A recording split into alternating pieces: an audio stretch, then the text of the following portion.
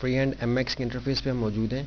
अपने tool box का पहला ग्रुप हमने कंप्लीट कर लिया। अब हम दूसरे ग्रुप में टूल्स को समझने की तरफ आ रहे हैं। पहला टूल जो हमें दूसरे ग्रुप में दस्तयाब है वो पेन टूल है, और पेन टूल के अंदर ही अगर आप प्रेस करके रखें तो बेजिकॉन टूल है। जो टूल भी सिलेक्ट करेंगे वो आपको मेन आइकॉन के ऊपर अपीयर होगा। पहले हम पेन टूल को समझेंगे, लेकिन इन दोनों टूल्स को समझने के लिए हम थोड़ा सा अपने वर्किंग एरिया को ड्रैग करके साइड पर लाते हैं। आप देखिए कि ये इंटरफेस की वो पिक्चर है कि जो कि आपने 3D स्टूडियो मैक्स के कोर्स के अंदर देखी है, जो Islamic academy of communication arts की तरफ से लॉन्च हो चुकी है। अभी हमने अपने पेन और बेजिकॉन टूल को इसके अंदर समझना है। जूम टूल के ज़रिए से थोड़ा सा जूम कर लेते हैं। थोड़ा सा कॉम्प्लेक्स एरिया है, उसको हमने यहाँ से सिलेक्शन लेनी है। पेन टूल के ज़रिए से सिलेक्शन नहीं लेनी, बल्कि इसकी आउटलाइन एक ड्रॉ करनी है, जो हम किसी भी और जगह अपने इस्तेमाल कर सकते हैं। आप देखिए कि पेन टूल के ज़रिए से मुझे क्या फ़ायदा है और बेजिकॉन टूल और पेन टूल में क्या फ़र्क है, ये हम इस लेसन के अंदर समझेंगे। आप देखिए कि मैं चाह रहा हूँ कि 3D स्टूडियो मैक्स का ये जो लोगो का एक साइन है, जो कि 3D मोड में 3D इसकी अपीयरेंस हमें यहाँ नज़र आ रही है इस स्क्रीन के ऊपर अपने इस इमेज के अंदर। पेन टूल के ज़रिए से इसके कॉर्नर्स के ऊपर मैं एक आउटलाइन ड्रॉ करता हुआ चलूँगा। देखिए कि यहाँ से मैंने आउटलाइन ड्रॉ करना शुरू की। अगले पॉइंट पे आया जहाँ मुझे लग रहा है कि थोड़ा सा बेंड इसके अंदर है, वहाँ क्लिक किया और माउस के बटन को प्रेस किया हुआ है मैंने, अभी रिलीज़ नहीं किया। तो इसके ऊपर मेरे कंट्रोल हैंडल मुझे दस्तयाब है, जिसके ज़रिए से मैं इस लाइन को थोड़ा सा बेंड कर सकता हूँ। तो जहाँ भी बेंड आएगा लाइन के अंदर, वहाँ मैं उसको एक नया नोट दे के तो वहाँ से अगली लाइन शुरू कर सकता हूँ।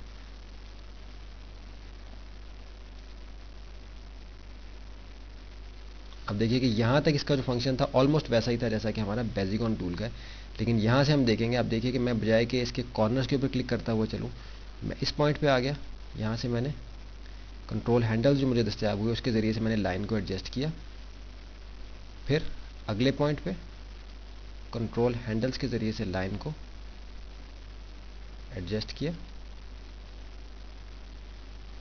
आप देख रहे हैं कि थोड़ा सा लाइन जो है दूर निकल गई है। इसका मतलब है कि मुझे एक नोड इन बिटवीन भी चाहिए था। कंट्रोल Z के ज़रिए से ख़त्म किया, सिलेक्शन ली। अभी भी हमें लग रहा है कि पिछले नोड की निस्बत हमें एक और नोड यहाँ ऐड करना पड़ेगा।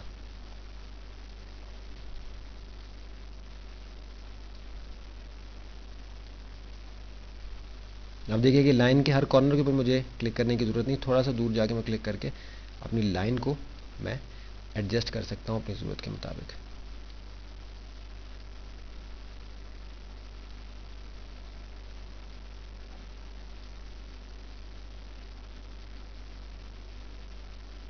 यहाँ से हमने क्लिक किया इस पॉइंट पे, और यहाँ से अगले पॉइंट पे क्लिक करके हम अपनी लाइन को अपने इन कंट्रोल हैंडल्स के ज़रिए से एडजस्ट कर सकते हैं।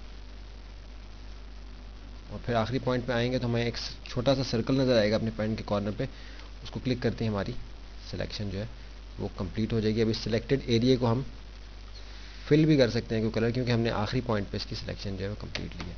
तो ये हमारा पेन टूल था, जो कि हमें ऑप्शन देता है किसी भी जगह क्लिक करके नोड तो क्रिएट होता है, लेकिन उस पर हमें कंट्रोल हैंडल्स दस्तयाब होते हैं जिसको हम कंट्रोल कर सकते हैं माउस के बटन को रिलीज़ करने से पहले। रिलीज़ अगर कर दें और कोई गलती हो जाए तो कंट्रोल Z से आप आखिरी नोड के ऊपर आ जाते हैं। इसको हम रिमूव कर देंगे। इसके बाद हम देखते हैं कि हमें बेजिकॉन टूल के अंदर क्या फ़र्क है, जो कि पेन टूल के अंदर मौजूद है, जो कि फ्री हैंड 10 में हमने बताया था कि अलग से मौजूद था। इसको हम इस एरिया से सिलेक्शन लेना शुरू करते हैं। 3D स्टूडियो मैक्स के कोर्स का इंटरफेस पे जो हमारे मौजूद थी ये इमेज, ये वो है Islamic academy of communication arts का, जो कि लॉन्च हो चुका है। अब देखिए कि अब हमें बेजिकॉन टूल है। अब हमें नज़र वही पेन आ रहा है कि जैसा कि हमने पेन टूल सेलेक्ट किया था तब भी हमें वही पेन नज़र आ रहा है, लेकिन अभी हम क्योंकि बेजिकॉन में है, लेकिन शक्ल हमें पेन की नज़र आ रही है हमारे आइकॉन के ऊपर। लेकिन आप देखें कि इसमें मुझे मैंने नोट बनाया, अगले पॉइंट पे गया, कोई कंट्रोल हैंडल मुझे यहाँ दस्तयाब नहीं है, स्ट्रेट लाइन आ रही है। अगर मैं यहाँ इसको क्लिक कर दूंगा तो मैं इन बिटवीन जो बेंड है इसको कवर नहीं कर सकता, मुझे इसके बिल्कुल साथ साथ चलना है। जिसकी वजह से आप देखिए कि ये छोटा सा जो टर्निंग पॉइंट था, इसको भी लेने के लिए कितने नोट्स मेरे यहाँ ऐड हो गए, 1 2 3 4 5 6 नोट्स मेरे इस पॉइंट पे ऐड हो गए। अब देखिए कि मुझे कहीं भी कोई गुंजाइश नहीं है इसके अंदर। आप देखिए कि यहाँ अगर मैं क्लिक कर दूँ तो मैं कोई कंट्रोल हैंडल मेरे पास नहीं है, मैं इसको यहाँ क्लिक नहीं कर सकता अगर मैंने कॉर्नर्स के साथ अब इसकी लेनी है।